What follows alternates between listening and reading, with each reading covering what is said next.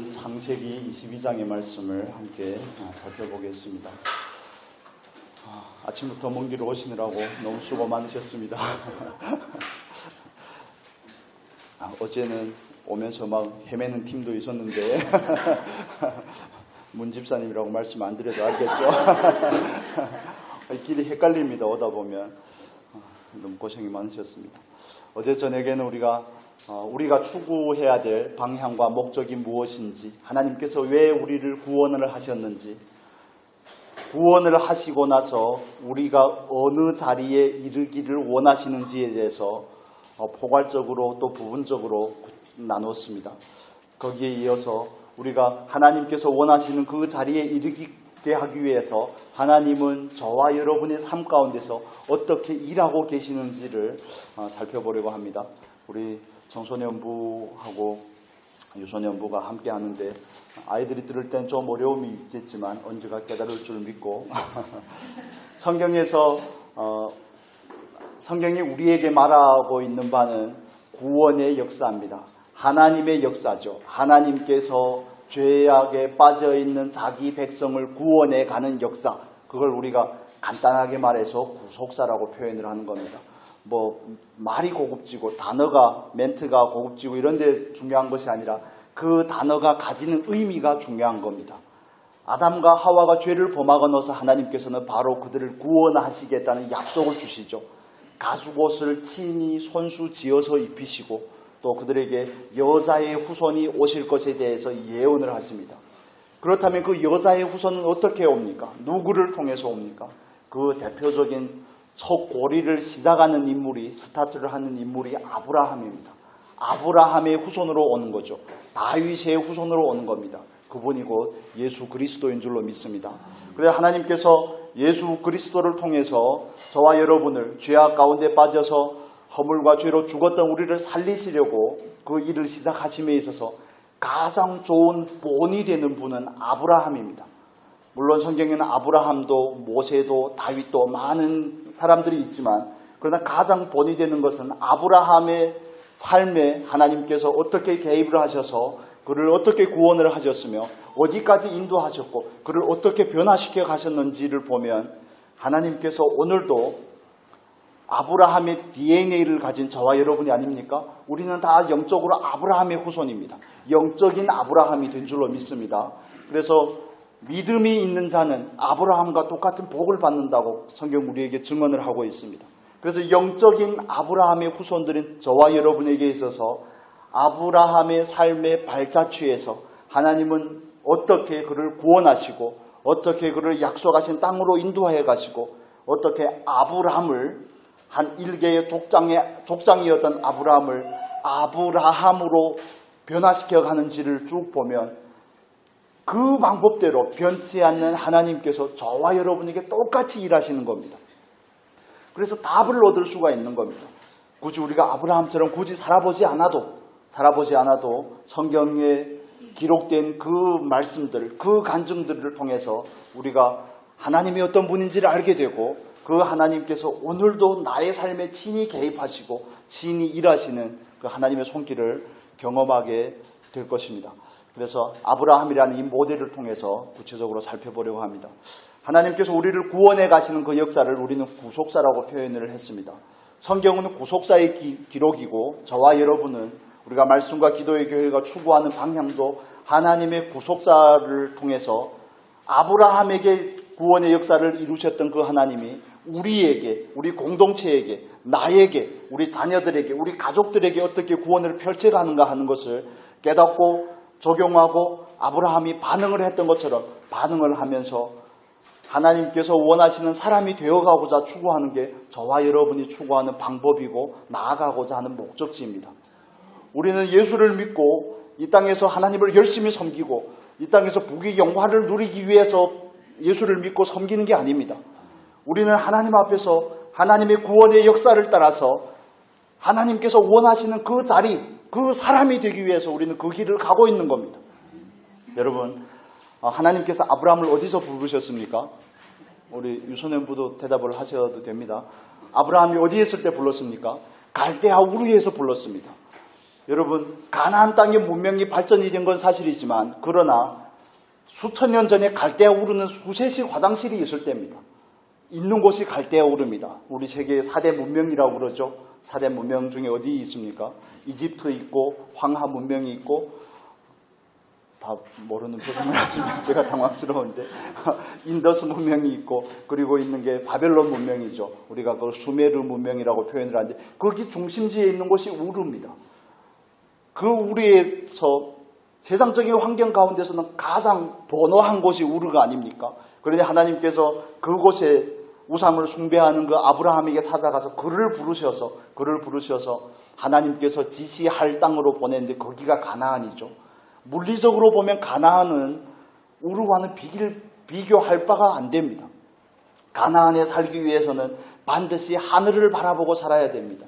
비가 내리지 않으면 농사가 안 됩니다. 가나안은 먹고 살기가 척박한 땅입니다. 그런데 갈대아 우르는 어떻습니까? 거기에는 성경에 나오는 유프라디스 강이 흐릅니다. 그 강으로 인해서 거기에는 비옥한 초생딸 지역이라고 말합니다. 초승달 지역이라고 말합니다. 가장 비옥한 땅에서 살기 때문에 외적인 축복을 위해서 하나님께서 아브라함을 옮기신 게 아니라는 것을 먼저 이해를 하셔야 됩니다. 그렇다면 우리가 이렇게 적용을 해볼 수 있겠죠.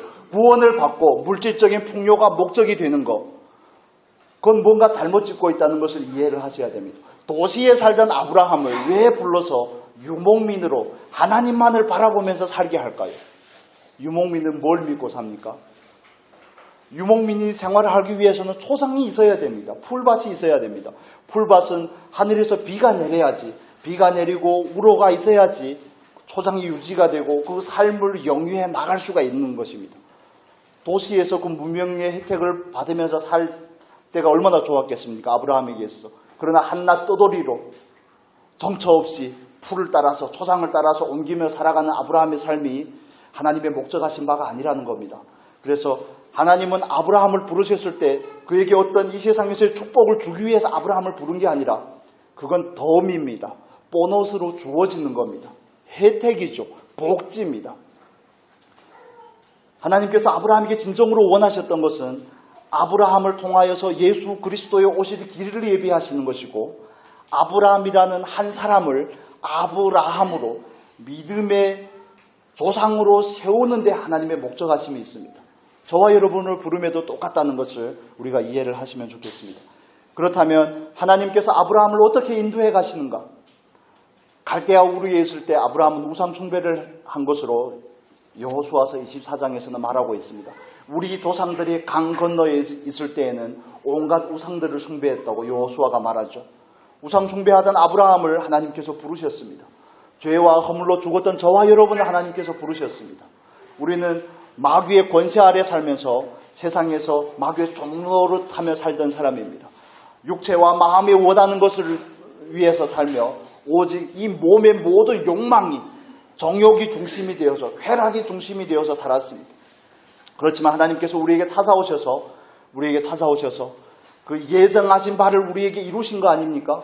창세전에 예수 그리스도 안에서 저와 여러분을 택하시고 그 택하신 그 은혜가 역사의 그 어느 순간에 그 어느 날에 성취가 된 것이죠.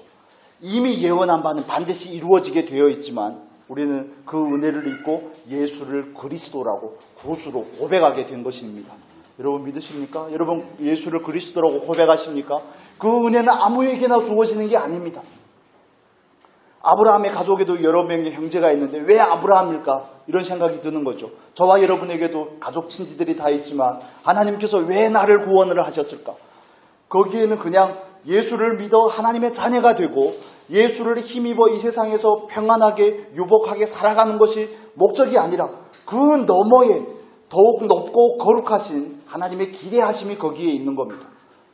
물론 우리가 은혜를 받은 자의 입장에서 아직 예수를 믿지 않는 친지들을 보면 안타까움이 있고 그들을 위해서 기도하고 도고의 자리에 앉지만 그러나 우리가 먼저 우선 이해해야 될 것은 아브라함이 받은 그 갈대아 우르에서 떠나는 복을 내가 받았구나.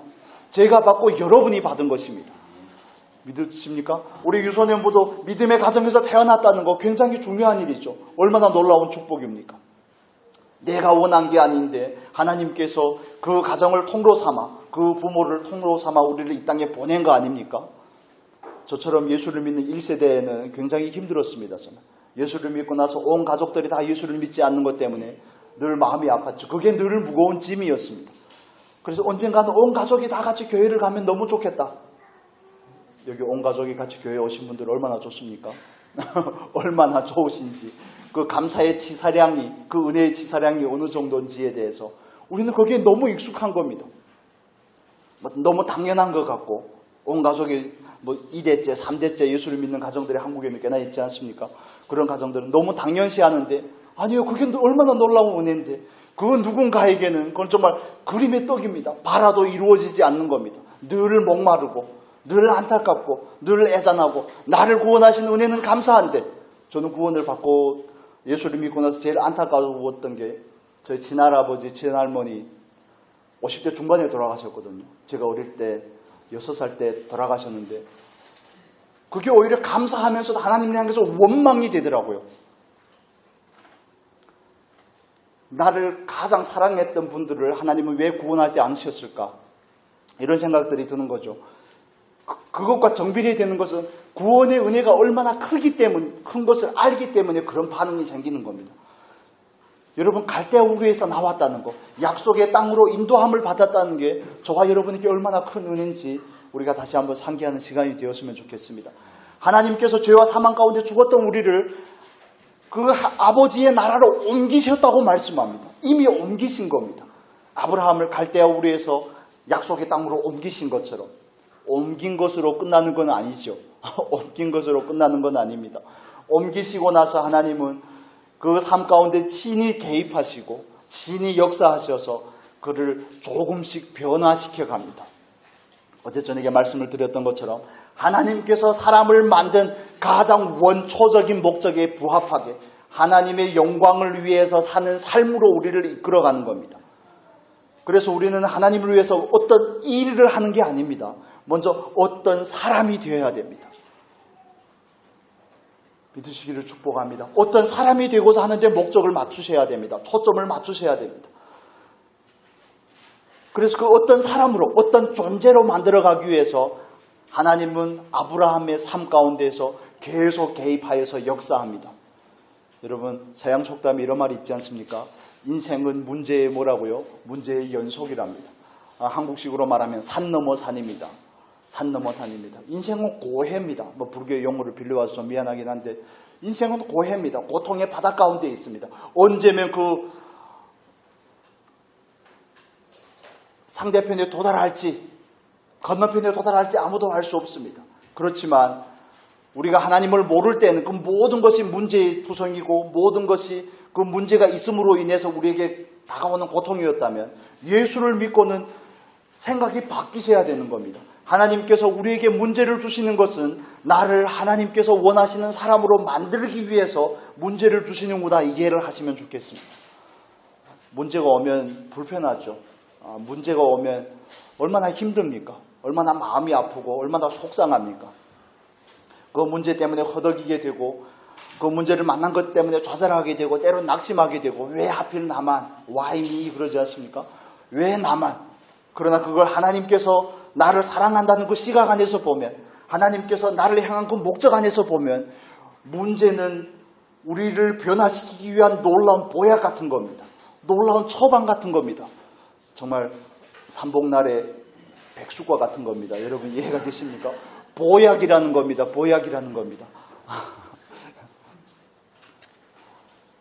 그런데 우리는 그냥 문제를 만나면 해결하기에 급급하죠. 그게 창세기 12장에 나오는 아브라함의 모습입니다. 하나님께서 가라 한 그곳을 말씀을 따라서 갔는데 가서 만난 곳이 뭡니까? 큰 기근을 만납니다. 이러려고 나를 불렀나? 이런 생각을 안 했겠습니까? 성경에는 기록이 되지 않았더만 부를 때는 언제고 막상 와보니 먹을 것도 없구만. 죽게 생겼구만. 그러면 아브라함에게 있어서 가장 우선적으로 해야 되는 반응이 뭡니까? 하나님께서 나를 여기 보냈으니 하나님께서 나를 먹여 살릴 줄 믿습니다. 그런데 그 믿습니다가 그렇게 쉽게 나오는 게 아닙니다. 그렇게 쉽게 안 나옵니다. 바로 문제를 해결하는 데 착수하죠. 아브라함이 선택한 방법은 뭡니까? 저 같으면 애굽을 가지 않고 고향으로 다시 돌아갔을 것 같은데 고향으로 안 돌아가는 것도 은혜라는 생각이 듭니다. 애굽으로 바로 내려가죠. 그게 문제를 만났을 때 저와 여러분이 반응하는 대다수의 반응이었습니다. 구원을 받고 나서 믿음이 연약할 때 우리의 반응입니다. 문제를 만나면 우리는 해결하기에 급급합니다. 기근이 있습니다. 잘 먹고 잘 살아야 되겠습니다. 그럼 기근을 어떻게 넘어설까? 기근을 어떻게 해결할까? 직장이 없습니다. 예를 들어서. 그러면 어떻게 취직을 할까? 몸에 건강에 조금 이상 신호가 있습니다. 어떻게 건강해질까? 아이를 하나님께서 주셨다면 아이를 어떻게 키울까? 내가 원하는 아이로. 이렇게 어떤 그 프로블럼이라고 그러죠. 문제에 대해서 자꾸 우리는 해결을 하려고 그럽니다. 그런데 하나님은 아브라함에게 문제를 주시고 그 문제를 통하여 아브라함을 변화시켜 갑니다. 아브라함을 성장시켜 갑니다. 우리 어린 친구들도 각자의 나름대로 어려움이 있지 않겠습니까? 학교 다니면서의 어려움, 왜 학교에서는 시험을 자꾸 보는지, 시험을 보지 않고 그냥 쭉 학교만 다니라고 하면 너무 좋겠는데 어차피 9년 의무교육인데 뭔 시험을 봅니까? 그냥 초등학교 때는 시험을 보지 말고 중학교 올라가서 3학년 때나 보고 어느 고등학교를 갈지 이런 걸 결정을 하면 좋을 텐데 왜 맨날 중간고사를 보고 기말고사를 보는지, 왜 학원은 다녀야 되며 왜 운동은 해야 되며 이런 것들이 다 스트레스 아니겠습니까? 그런데 그게 문제로 다가오면 스트레스가 되지만 그러나 그건 나를 성장시킬 수 있는 기회로 받으면 놀라운 축복이고 은혜가 됩니다. 저희 아버지는 예수를 안 믿었습니다. 그러다 돌아가시기 전에 제가 한국에 유학을 오면서 그때부터 교회를 나가기 시작했는데 정확하게 구원을 받았는지 잘 모르겠습니다. 저도 교회를 나가셨는데 그런데 어릴 때마다 살다 보면 많은 어려움들이 있는데 그럴 때마다 해줬던 그 조언이 계속 생각이 납니다. 그냥 별로 뭐 특별한 건 아니었는데 훈련이라고 생각을 해라. 뭔 훈련인지는 잘 모르겠습니다. 어려운 일이 있으면 훈련이라고 생각을 해라. 훈련을 하고 나면 반드시 좋아진다. 여러분, 우리가 하나님 앞에 문제를 해결해 주십시오라고 기도하면 하나님께서 우리에게 뭘 주신다고요? 문제를 감당할 수 있는 힘을 주신다고요. 그게 하나님께서 아브라함 인생 가운데 하시는 일입니다. 자녀에게 문제가 있다면 자녀를 치워버리면 좋겠습니까? 그거 아니잖아요.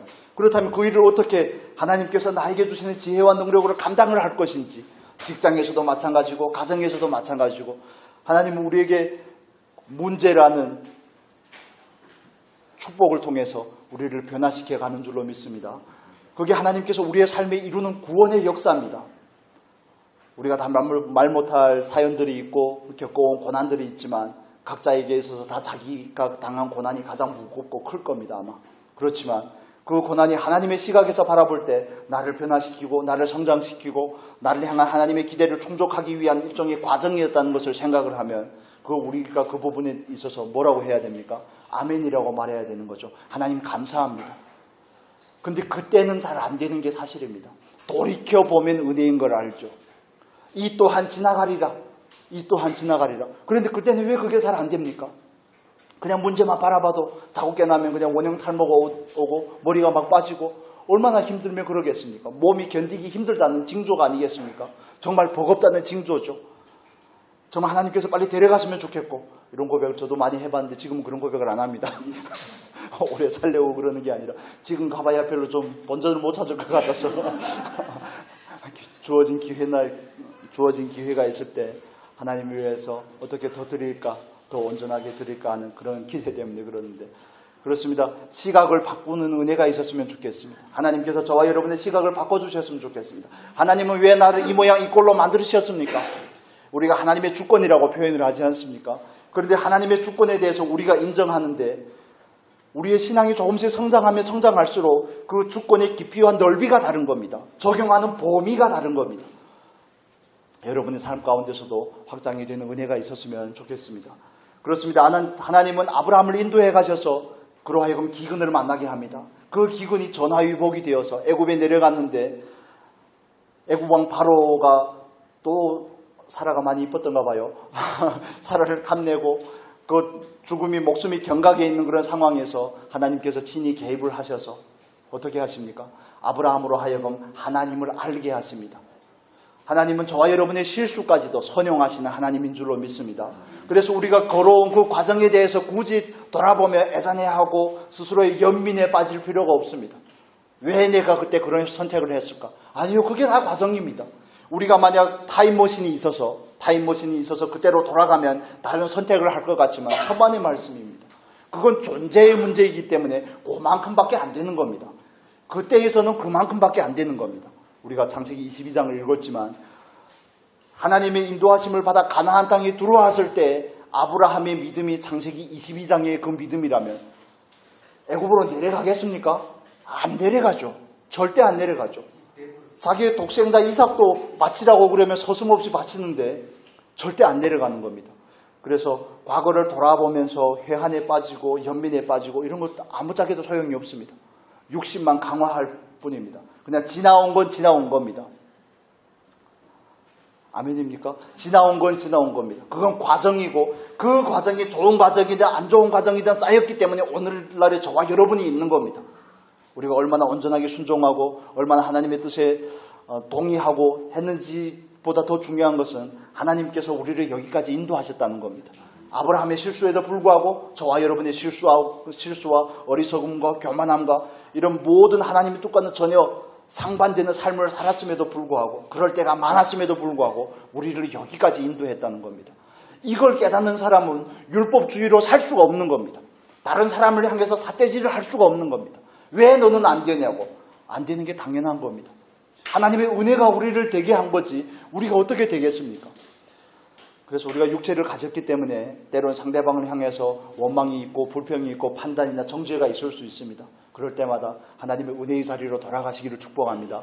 나의 나 된 것은 하나님의 은혜입니다. 그 바울의 고백이 저와 여러분의 고백이 될 수 있기를 바랍니다. 전 아브라함의 그 생애를 쭉 읽으면서 얼마나 감격스러운지 모릅니다. 걸음걸음마다 아브라함은 하나님에 대해서 조금씩 더 알아갑니다. 하나님을 아는 지식이 쌓여져 가고 하나님을 아는 그 알미 깊이가 더해져 갑니다. 지각이 더 열리는 것이죠. 그래서 애굽의 그 놀라운 경험을 하고 나서 아브라함은 어떻게 합니까? 이제는 생사의 문제가 먹고 마실 것에 있는 것이 아니라 생사의 문제는 하나님께 있다는 것을 13장에 와서는 멋있게 고백을 합니다. 그 조카 롯이 아브라함과 자기 삼촌과 시비가 붙었죠. 목초지는 일정하게 제한이 되어 있는데 어떻게 먹고 살겠습니까? 어떻게 자기 양떼를 키우고 하는데 문제가 생겨서 서로 다툼이 생길 때 아브라함이 뭐라고 말합니까? 장유유서가 아닙니까? 장유유서인데 이건 되바라진 겁니다. 롯이 되바라져서 정말 네 가지가 없다고 말하죠. 네 가지가 없다는 것은 싹수가 없다는 겁니다. 싹아지라고 이렇게 표현을 하더라고요. 그래서 싹수가 노랗다 이런 뜻입니다. 별 얘기를 하는데 뜬금없이 삼촌이 양보하니까 그걸 덥석 받아무는 거 아닙니까? 그러다 망하는 겁니다. 그러다 롯이 골로 가죠. 아브라함은 비로소 아는 겁니다. 하나님께서 나로 하여금 머물라고 한 그 땅에 있는 것이 축복인 것을, 하나님과 함께하는 것이 축복인 것을 그는 아는 겁니다. 애굽의 바로도 하나님이 내 편이 될 때 나를 건드릴 수가 없었더라. 그걸 아는 겁니다. 나는 애굽에 내려갈 때 별로 풍요롭지 않았는데 오히려 그 일이 전화위복이 되어서 나를 겁으로 만들었다는 것을 하나님은 아는 것, 하나님을 경험해서 아브라함은 아는 겁니다. 여러분은 어떻게 아십니까? 저와 여러분에게도 그런 은혜가 있기를 바랍니다. 모든 우리의 삶 가운데서 세밀하게 열심을 내서 일하시는 그 하나님을 늘 만나고자 하시기를 축복합니다. 그래야 저와 여러분이 신앙이 성장할 수 있습니다. 그걸 하나님께서 우리의 삶에 친히 개입하여서 이루시는 구속의 역사입니다. 점점 우리로 하여금 그 온전한 구원에 이르게끔 하려고 하나님은 열심히 일하십니다. 14장에 넘어오면 하나님께서 아브라함에게 또 놀라운 일을 하십니다. 자기 집에서 기른 318명을 가지고 어떻게 4개국의 연합 아무리 도시국가라고 해도 그 규모가 꽤나 있지 않겠습니까? 그 라덴메를 필두로 한 그 4왕들이 롯을 잡아갔을 때 어떻게 가서 그들을 습격하여 롯을 구출할 생각을 할까요? 그건 자기의 목숨이 하나님께 달렸다는 사실을 믿는 사람만 그렇게 할 수 있는 겁니다. 아브라함이 전술이 좋아서 전략이 좋아서 이긴 게 아닙니다. 급습을 해서 이겼다. 주석가들은 이렇게 말하는데 하나님의 은혜로 이긴 겁니다. 하나님을 믿는 믿음이 아브라함으로 하여금 이기게 한 겁니다. 그래서 아브라함은 나날이 진보합니다. 때론 아브라함 삶에도 늘 좋은 일만 있었던 건 아니죠. 13년 동안 헤매는 날들도 있습니다. 마치 저와 여러분의 삶과 똑같지 않습니까? 하나님께서 은혜를 주실 때는 열심히 쭉쭉 치고 나가다가 하나님께서 은혜를 잠깐 거두면 언제 그랬냐 싶을 정도로 옛날로 돌아가 있고 연민에 빠지고 자기 스스로를 향해서 불쌍히 여기고 이런 경우들이 있죠. 그래서 정말 아브라함의 삶을 자세하게 읽어보셨으면 좋겠습니다. 하나님은 아브라함의 삶 가운데서 그 구속을 이루는 것처럼 우리의 삶에서도 그 구속을 이룹니다. 그냥 뭉뚱그려서 말씀을 드릴게요. 구속을 이루는 목적은 저와 여러분을 하나님 앞에서 어떤 존재로 만들기를 원하는 겁니다. 창세기 22장의 아브라함이 되기를 원하는 겁니다. 믿음의 조상 아브라함이 되기를 원하시는 겁니다. 그래서 그냥 문제를 문제로 받지 않으셨으면 좋겠습니다. 문제를 성장할 수 있는 계기로 받으시기를 바랍니다. 이 문제가 끝나면 아무 일도 없을 것 같지만 다른 문제가 또 있습니다.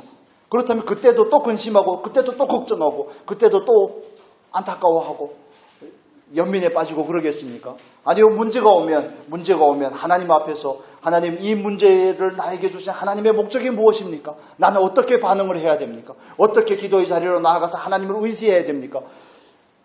이 대응하는 패턴을 바꿔야 되는 겁니다. 대응하는 방법을 바꾸는 게 저와 여러분이 해야 될 일입니다. 그러지 않으면 큰 파도 작은 파도 그냥 계속 밀려옵니다. 밀물과 썰물이 번갈아 오듯이 그냥 인생이 그런 거 아니겠습니까? 그렇게 올 때마다 어떻게 반응을 하시겠습니까? 작은 일이라고 속상하지 않은 게 아니죠. 작은 일이라고 걱정과 염려가 없는 게 아닙니다. 그러나 중요한 것은 저와 여러분이 그 일에 대해서 어떻게 반응을 하느냐 하는 겁니다. 어떤 마음의 자세를 가지고 그 일을 대하느냐. 문제 해결의 중심이 아니라 이 일을 통해서 나를 변화시키고 나를 성장해 하기를 원하시는 그 하나님의 목적에 동의하고 그걸 위해서 하나님 앞에 기도의 자리로 나아가는 게 저와 여러분의 일이 될 수 있기를 바랍니다. 우리는 직장 생활을 하면 직장 생활을 하는 거, 직장 생활을 잘하는 거, 월급을 많이 받는 거, 승진하는 거, 예를 들어 이런 것이 목적이 될 수가 있습니다. 천만의 말씀입니다. 우리가 성장하는 게 목적입니다. 다방면으로 성장하는 게 목적입니다. 학교를 다녀도 마찬가지고 목회를 해도 마찬가지고 모든 부분이 다 마찬가지입니다. 가정생활도 마찬가지고 그래서 우리는 어떤 존재가 되는데 하나님의 목적이 있음을 깨달아서 거기에 초점을 맞추셔야 됩니다. 그래야지 하나님을 배웁니다. 아브라함처럼. 그래야지 하나님을 배우고 그 하나님을 향한 그 배움들이 우리 안에서 티끌 모아 뭐가 된다고요? 태산이 되는 겁니다. 티끌 모아 태산이 되는 겁니다. 그 믿음들이 점점 쌓이고 하면 창세기 22장에 아브라함이 되어 있는 겁니다. 저도 모르게. 정말 아내를 2번이나 누이라고 팔았던 그 아브라함이 누구냐 싶을 정도로 완전히 다른 사람으로 우리에게 다가오고 있죠. 이 아브라함이 되기까지는 하나님의 놀라운 은혜가 있지 않습니까? 하나님의 놀라운 은혜는 하나님께서 하시는 일이지만 우리가 해야 될 반응은 하나님의 뜻이 무엇입니까? 하나님 제가 어떻게 반응하기를 원합니까? 하나님 앞에서 정말 나의 어떤 부분을 내려놓기를 원합니까? 이렇게 반응을 하면 나아갈 때 비로소 하나님의 구속의 역사가 저와 여러분의 삶 가운데서 이루어집니다. 믿으시고 삶 가운데서 적용하는 은혜가 있었으면 좋겠습니다. 눈앞에 있는 근시안적인 목표에 집중하지 마시고 멀고 원대한 원시적인 목적을 가지시기를 축복합니다. 하나님 앞에서 아브라함과 같은 믿음의 조상이 되기를 원하는 그 하나님의 마음을 이해를 하시고 문제를 문제가 아닌 기회로 삼을 수 있는 은혜가 있기를 축복합니다. 그렇습니다. 하나님 우리를 성장한 사람이 되기를 원합니다. 그걸 우리는 존재라고 말하죠. 아브라함이라고 22장에 나오는 아브라함이 대표적입니다. 어떻게 그 아들을 내놓으라고 하는데 일말의 망설임도 없이 나아갑니까? 예수 그리스도를 예표하는 것이기도 하지만 그 아브라함이 벌써 믿음이 하나님께서 원하는 분량에 가까웠다는 것을 의미하죠. 22장에 아브라함이 있고 나서는 아브라함의 삶에 고난이 없습니다. 아브라함의 삶에는 문제가 없습니다. 하나님께서 원하는 그 자리까지 어느 정도 이르렀기 때문에 그렇습니다. 온전하지는 않겠지만 그래서 우리의 삶 가운데 문제들이 있는 것은 하나님께서 나를 더욱 높은 곳으로 초대하는 부름이라는 사실에 동의하실 수 있기를 바랍니다. 그래야지 삶을 대할 때 자유로움이 있습니다. 그래야지 삶을 대할 때 우리 안에 누림이 있습니다. 그러지 않으면 조금 힘듭니다. 그러면 그러지 않으면 신경 쓸 것들이 너무 많습니다. 아이고, 정말 예상치 못한 문제들이 얼마나 많은지. 그런데 그게 하나님의 사랑임을 이해를 하셨으면 좋겠습니다. 그래서 문제를 겪을 때 허투루 겪지 않았으면 좋겠습니다. 허투루 겪지 않았으면 좋겠습니다. 이게 안타까운 구석들입니다. 저도 저희 스스로의 삶을 돌아다보면서 그때 그렇게 하면 안 됐었는데 하는 그런 생각들이 많이 들죠. 그러면서 정말 한 클래스의 수업을 했으면 그 수업을 통해서 뭔가를 얻는 게 있어야 되는 겁니다. 하나님에 대해서 얻는 게 있어야 됩니다. 예를 들어 이 친구 저 친구 다 사귀어보면 어느 정도 가름이 되지 않습니까? 남자친구 여자친구 많이 만나다 보면 어떤 사람이 좋은 사람인지 알 수 있지 않습니까? 요즘에 유튜브를 통해서 변호사들한테 물어보면 잘 알려줍니다. 절대 결혼하지 말아야 될 세 가지의 여자분들, 남자분도 세 가지 이렇게 막 제가 이 자리에서 말씀드릴 수는 없지만 말씀드릴까요? 통계적으로 그렇습니다. 첫 번째는 게으른 여자입니다. 여자분들은 먼저 말씀드릴게요. 그리고 과소비를 하는 여자분. 그 다음에 생각이 잘 안 납니다. 기분 나빠질까봐. 그래서 우리가 하나님 앞에서 우리에게 주신 모든 그런 기회들에 대해서 정말 잘 반응을 하시면 좋겠습니다. 그러면 아브라함에게 신실하셨던 그 하나님이 우리를 그 자리로 인도하여 가실 줄로 믿습니다. 그걸 우리는 기대하며 나가는 겁니다. 그게 저와 여러분이 추구하는 방향입니다. 그걸 우리는 구속사라고 표현을 합니다. 그리고 또 하나님 앞에서 아브라함은 하나님과 친구가 되어집니다. 그래서 신앙은 관계의 문제입니다. 신앙은 구원, 구속사의 문제이고, 신앙은 두 번째는 뭡니까? 존재의 문제이고, 어떤 존재로 만들어지는가의 문제이고, 신앙은 세 번째는 뭡니까? 관계의 문제입니다. 하나님과 어떤 관계를 가지는지, 얼마나 친밀한 관계를 가지는지, 우리 말씀 한 구절만 보고 마치겠습니다. 이사야 41장 보겠습니다. 이사야서 41장 8절 보겠습니다. 찾으셨습니까? 우리 같이 읽겠습니다. 그러나 나의 종 너 이스라엘아, 내가 택한 야곱아, 나의 벗 아브라함의 자손아. 아멘. 여기서는 아브라함을 향해서 하나님께서 뭐라고 말씀하죠? 나의 벗이라고 말합니다. 나의 벗 아브라함아. 아브라함이 처음부터 하나님과 벗이었던 것은 아닙니다. 처음부터 친구가 되었던 건 아니죠. 친구는 비밀이 없는 사이라고 말씀을 드렸죠. 아브라함이 창세기 18장에서도 하나님께서 아브라함에게 그런 말씀을 하시는데, 어떻게 내가 하고자 하는 일을 아브라함에게 숨기겠느냐, 아브라함에게 감추겠느냐. 정말 성경에서 굉장히 은혜되는 한 구절입니다. 그래서 저와 여러분의 신앙생활을 해간다는 것은 하나님과의 관계가 점점 친밀해지는 것을 말합니다. 벗이 되고 친구가 되어지는 것을 말합니다. 하나님을 위해서 뭔가를 많이 하고 크게 하고 이런 데 초점을 맞추면 본질이 왜곡이 됩니다. 우리는 어떻게 하든지 하나님과 친구가 되기를 원하고, 하나님 앞에서 하나님께서 뭔가를 말씀하실 때 반응할 수 있는 존재로 성장을 하고, 날마다 우리 안에서 구원을 이루는 그 하나님 앞에서 그 문제들을 주실 때마다 그 문제에 바른 답을 내놓기 위해서 힘쓰고, 이게 저와 여러분이 해야 될 일입니다. 이 일을 하다가 우리는 하나님 앞에 부름을 받을 겁니다. 그래야지 하나님께서 우리를 만드신, 사람을 만드신 그 원초적인 목적을 따라서 행할 수 있기 때문에 그렇습니다.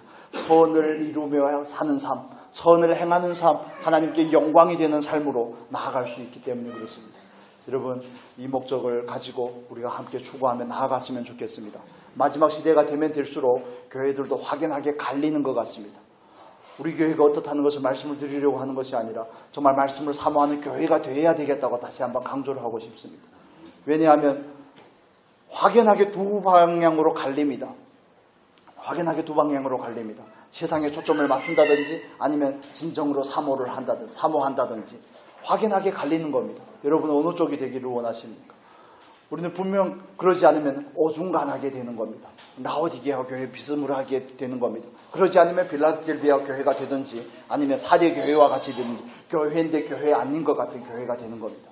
그래서 우리에게 주시는 그 계시록의 말씀들은 우리 스스로를 향한, 우리 공동체를 향한 하나님의 그 경고의 말씀들이 아니겠습니까?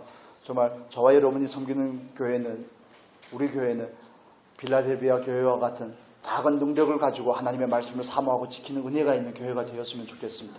하나님께서 우리에게 주시고 목적을 향해서 그 한 목적 안에서 달려가는 저와 여러분이 되었으면 좋겠습니다. 우리는 이걸 계속 반복을 할 겁니다. 다양한 주제를 가지고, 다양한 성경 말씀을 가지고 이걸 계속 반복을 하며 어떻게 하든지 이 땅에서 하나님께서 나를 보내신 그 목적이 우리 안에서 온전히 이루어질 수 있기까지 달려갈 수 있는 저와 여러분의 복된 삶이 될 수 있기를 축복합니다. 아브라함에게 있어서 창세기 22장은 절정입니다. 저와 여러분에게도 우리에게 주어진 날이 그 절정으로 치닫는 기회가 될 수 있기를 축복합니다. 그래서 어제 저녁과 오늘 우리가 나누던 말씀들에 대해서 집에 가서 한번 유튜브에 올릴 테니까 한번 들어보시고 우리는 어떤 것을 추구하는지 어떻게 나아가기로 원하는지 여러분이 다 알고 계신 것을 그냥 투박하게 정리를 한 겁니다. 그래서 확연한 목적의식을 가지고 달려가며 그날이 가까움을 볼수록 더욱 열심을 내는 저와 여러분 되었으면 좋겠습니다.